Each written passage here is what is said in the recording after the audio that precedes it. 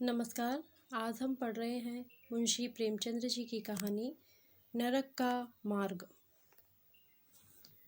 राम भक्तमाल पढ़ते पढ़ते न जाने कब नींद आ गई। कैसे कैसे महात्मा थे जिनके लिए भगवत प्रेम ही सब कुछ था, इसी में मगन रहते थे। ऐसी भक्ति बड़ी तपस्या से मिलती है। क्या मैं यह तपस्या नहीं कर सकती? इस जीवन में और कौन सा सुख रखा है? आभूषणों से जिसे प्रेम हो वह जाने। यहाँ तो इनको देखकर आंखें फूटती हैं। धन दौलत पर जो प्राण देता है वह जाने। यहाँ तो इसका नाम सुनकर ज्वर सा चढ़ाता है। कल पगली सुशीला ने कितनी उमंगों से मेरा श्रृंगार किया था, कितने प्रेम से बालों में फूल गूंथे थे, कितना मना करती थी, ना मानी। आखिर वही हुआ जिसका मुझे भय था। जितनी देर उसके साथ हंसी थी उससे कहीं ज़्यादा रोई। संसार में ऐसी भी कोई स्त्री है जिसका पति उसका श्रृंगार देखकर सिर से पांव तक जल उठे? कौन ऐसी स्त्री है जो अपने पति के मुंह से ये शब्द सुने, तुम मेरा परलोक बिगाड़ोगी? और कुछ नहीं, तुम्हारे रंग ढंग कह देते हैं और उसका दिल विष खा लेने को न चाहे। भगवान, संसार में ऐसे भी मनुष्य हैं। आखिर मैं नीचे चली गई और भक्तमाल पढ़ने लगी। अब वृंदावन बिहारी की सेवा करूंगी, उन्हीं को अपना श्रृंगार दिखाऊंगी। वह तो देखकर ना जलेंगे, वह तो मेरे मन का हाल जानते हैं। भगवान, मैं अपने मन को कैसे समझाऊं? तुम अंतर्यामी हो, तुम मेरे रोम रोम का हाल जानते हो। मैं चाहती हूँ कि उन्हें अपना इष्ट समझूं, उनके चरणों की सेवा करूं, उनके इशारे पर चलूं। उन्हें मेरी किसी बात से, किसी व्यवहार से नाम मात्र भी दुख ना हो। वह निर्दोष है। जो कुछ मेरे भाग्य में था वह हुआ। न उनका दोष है, न माता पिता का। सारा दोष मेरे नसीबों का है। लेकिन यह सब जानते हुए भी जब उन्हें आते देखती हूँ तो मेरा दिल बैठ जाता है। मुंह पर मुरदनी सी छा जाती है, सिर भारी हो जाता है। जी चाहता है इनकी सूरत ना देखूं, बात तक करने को जी नहीं चाहता। कदाचित शत्रु को भी देखकर किसी का मन इतना क्लांत ना होता होगा। उनके आने के समय दिल में धड़कन सी होने लगती है। 2-1 दिन के लिए कहीं चले जाते हैं तो दिल पर से एक बोझ सा उठ जाता है। हंसती भी हूँ, बोलती भी हूँ, जीवन में कुछ आनंद आने लगता है। लेकिन उनके आने का समाचार पाते ही फिर चारों ओर अंधकार। चित्त की ऐसी दशा क्यों है यह मैं नहीं कह सकती। मुझे तो ऐसा जान पड़ता है कि पूर्व जन्म में हम दोनों में वैर था। उसी वैर का बदला लेने के लिए इन्होंने मुझसे विवाह किया है। वही पुराने संस्कार हमारे मन में बने हुए हैं। नहीं तो वह मुझे देख देख कर क्यों जलते और मैं उनकी सूरत से क्यों घृणा करती। विवाह करने का तो यह मतलब नहीं हुआ करता। मैं अपने घर इससे कहीं सुखी थी। कदाचित मैं जीवन पर्यंत अपने घर आनंद से रह सकती थी। लेकिन इस लोक प्रथा का बुरा हो जो अभागिनी कन्याओं को किसी न किसी पुरुष के गले में बांध देना अनिवार्य समझती है। वह क्या जानता है कि कितनी युवतियाँ उसके नाम को रो रही हैं, कितने अभिलाषाओं से लहलाते हुए कोमल हृदय उसके पैरों तले रौंदे जा रहे हैं।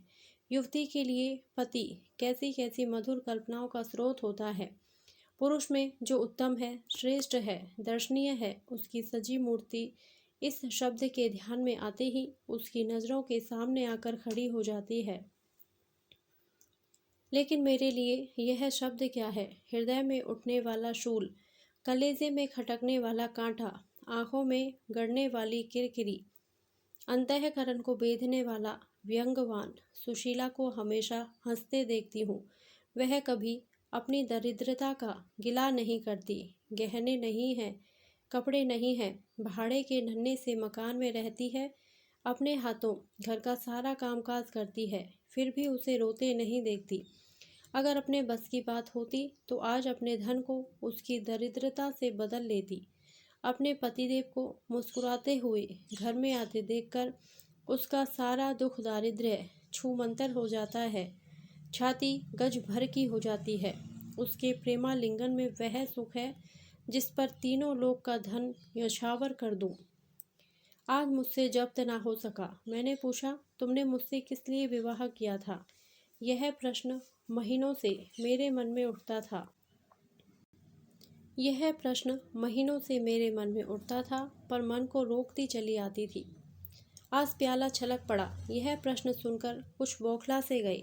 बगले झांकने लगे, खीसे निकालकर बोले, घर संभालने के लिए, गृहस्थी का भार उठाने के लिए, और नहीं क्या भोग विलास के लिए? घरने के बिना यह आपको भूत का डेरा सा मालूम होता था।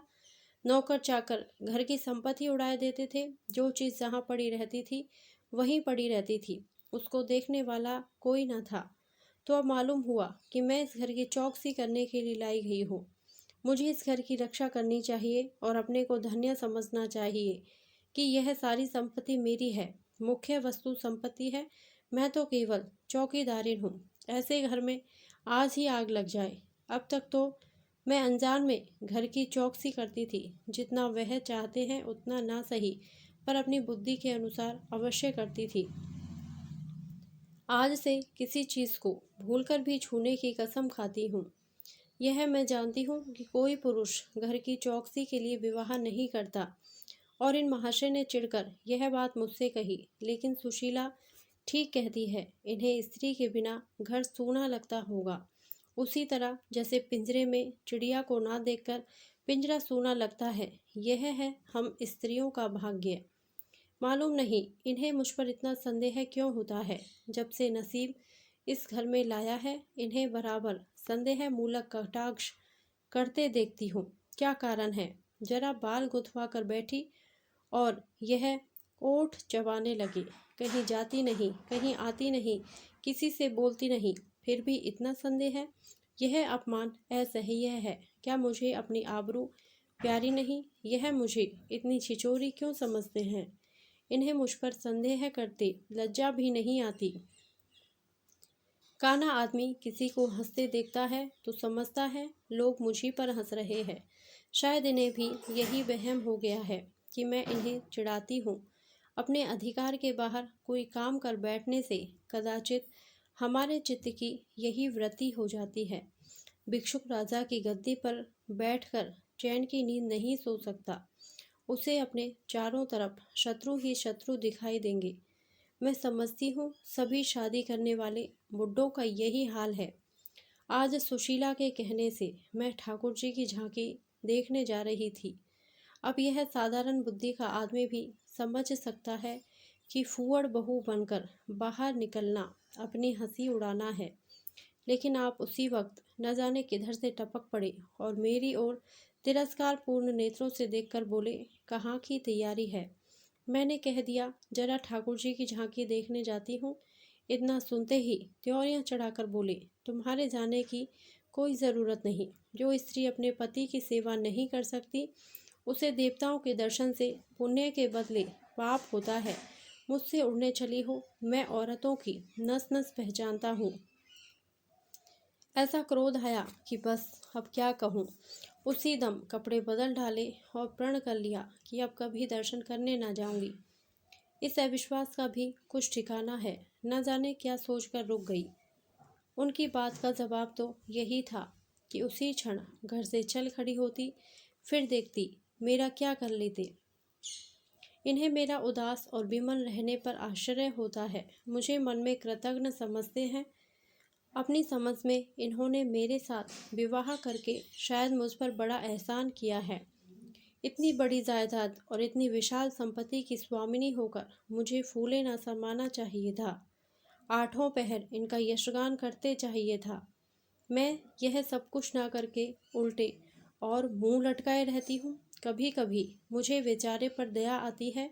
यह नहीं समझते कि नारी जीवन में कोई ऐसी वस्तु भी है जिसे खोकर उसकी आंखों में स्वयं भी नरक तुल्य हो जाता है। 3 दिन से बीमार हैं। डॉक्टर कहते हैं बचने की कोई आशा नहीं, निमोनिया हो गया। पर मुझे न जाने क्यों इनका गम नहीं है। मैं इतनी वज्र हृदय कभी ना थी।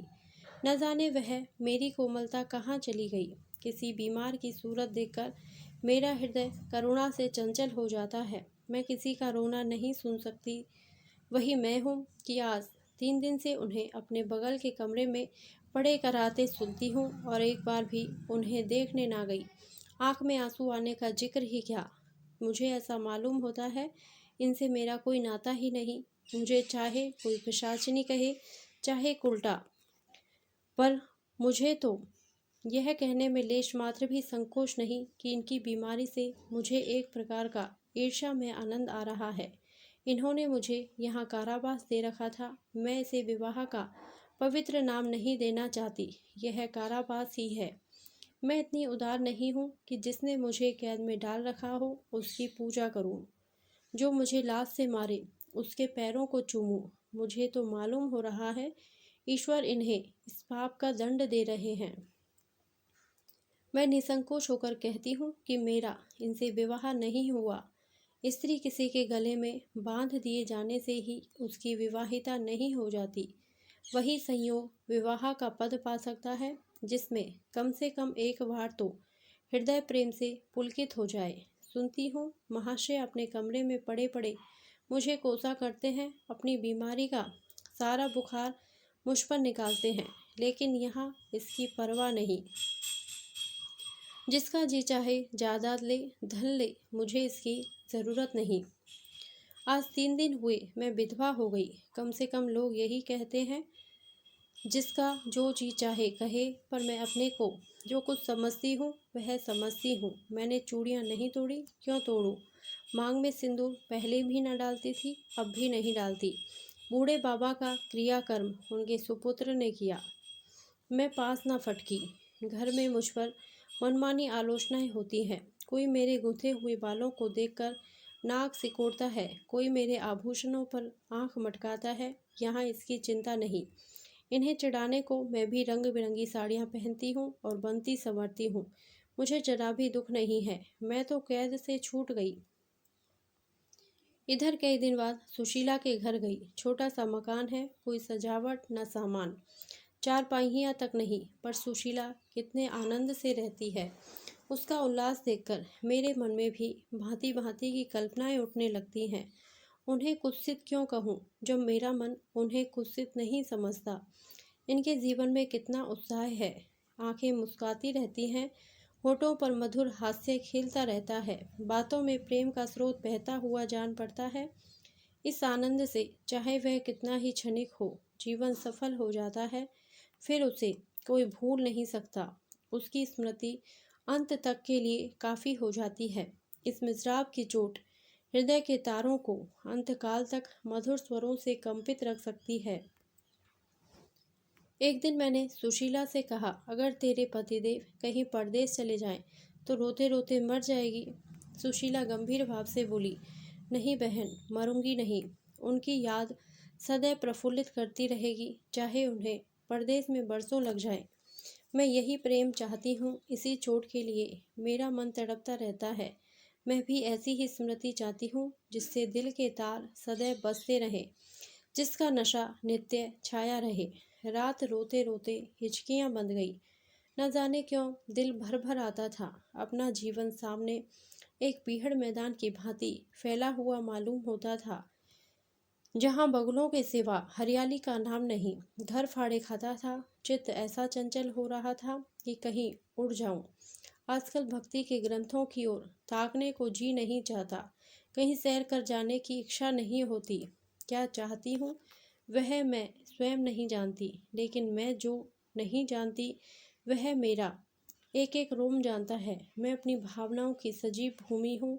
मेरा एक एक अंग मेरी आंतरिक वेदना का आर्तनाद कर रहा है। मेरे चित्त की चंचलता उस अंतिम दशा को पहुंच गई है जब मनुष्य को निंदा की न लज्जा रहती है न भय। जिन लोभी स्वार्थी माता पिता ने मुझे कुएं में ढकेला, जिस पाषाण हृदय प्राणी ने मेरी मांग में सिंदूर डालने का स्वांग किया, उनके प्रति मेरे मन में बार बार दुष्कामनाएं उठती हैं। मैं उन्हें लज्जित करना चाहती हूँ। मैं अपने मुंह में कालिख लगाकर उनके मुख में कालिख लगाना चाहती हूँ। मैं अपने प्राण देकर उन्हें प्राणदंड दिलाना चाहती हूँ। मेरा नारीत्व लुप्त हो गया है। मेरे हृदय में प्रचंड ज्वाला उठी हुई है। घर के सारे आदमी सो रहे थे। मैं चुपके से नीचे उतरी, द्वार खोला और घर से निकली। जैसे कोई प्राणी गर्मी से व्याकुल होकर घर से निकले और किसी खुली हुई जगह की ओर दौड़े। उस मकान में मेरा दम घुट रहा है। सड़क पर सन्नाटा था, दुकानें बंद हो चुकी थी। सहसा एक बुढ़िया आती हुई दिखाई दी। मैं डरी, कहीं चुड़ैल न हो। बुढ़िया ने मेरे समीप आकर मुझे सिर से पांव तक देखा और बोली, किसकी राह देख रही हो? मैंने चिढ़कर कहा, मौत की। बुढ़िया, तुम्हारे नसीबों में तो अभी जिंदगी के बड़े बड़े सुख भोगने लिखे हैं। अंधेरी रात गुजर गई, आसमान पर सुबह की रोशनी आ रही है। मैंने हंसकर कहा, अंधेरे में भी तुम्हारी आंखें इतनी तेज हैं कि नसीबों की लिखावट पढ़ लेती हैं। बुढ़िया, आंखों से नहीं पढ़ती बेटी, अकल से पढ़ती हूँ। धूप में चूड़े नहीं सफ़ेद किए हैं। तुम्हारे बुरे दिन गए और अच्छे दिन आ रहे हैं। हंसो मत बेटी, यही काम करते इतनी उम्र गुजर गई। इसी बुढ़िया की बदौलत जो नदी में कूदने जा रही थी, वे आज फूलों की सेज पर सो रही हैं। जो जहर का प्याला पीने को तैयार थी, वे आज दूध की कुल्लियाँ कर रही हैं। इसलिए इतनी रात गए निकलती हूँ कि अपने हाथों किसी अभागिन का उद्धार हो सके तो करूँ। किसी से कुछ मांगती नहीं। भगवान का दिया सब कुछ घर में है। केवल यही इच्छा है कि अपने से जहाँ तक हो सके दूसरों का उपकार करूं। जिन्हें धन की इच्छा है उन्हें धन, जिन्हें संतान की इच्छा है उन्हें संतान। बस और क्या कहूँ। वह मंत्र बता देती हूँ कि जिसकी जो इच्छा हो वह पूरी हो जाए। मैंने कहा, मुझे न धन चाहिए न संतान। मेरी मनोकामना तुम्हारे बस की बात नहीं। बुढ़िया हंसी। बेटी, जो तुम चाहती हो वह मैं जानती हूँ। तुम वह चीज़ चाहती हो जो संसार में होते हुए स्वर्ग की है, जो देवताओं के वरदान से भी ज़्यादा आनंदप्रद है, जो आकाश कुसुम है, कूलर का फूल है, अमावस का चांद है। लेकिन मेरे मंत्र में वह शक्ति है जो भाग्य को भी संवार सकती है। तुम प्रेम की प्यासी हो। मैं तुम्हें उस नाव पर बैठा सकती हूँ जो प्रेम के सागर में प्रेम की तरंगों पर क्रीड़ा करती हुई तुम्हें पार उतार दे। मैंने उत्कंठित होकर पूछा, माता, तुम्हारा घर कहाँ है? बुढ़िया, बहुत नज़दीक है बेटी। तुम चलो तो मैं अपनी आंखों पर बैठा कर ले चलूँ। मुझे ऐसा मालूम हुआ कि यह कोई आकाश की देवी है। उसके पीछे पीछे चल पड़ी। आहा, वह बुढ़िया जिसे मैं आकाश की देवी समझती थी, नरक की डायन निकली। मेरा सर्वनाश हो गया। मैं अमृत खोजती थी, विष मिला। निर्मल स्वच्छ प्रेम की प्यासी थी, गंदे विषाक्त नाले में गिर पड़ी। वह वस्तु न मिलनी थी, न मिली। मैं सुशीला का सा सुख चाहती थी, उल्टाओं की विषय वासना नहीं। लेकिन जीवन पथ में एक बार उल्टी राह चलकर फिर सीधो मार्ग पर आना कठिन है।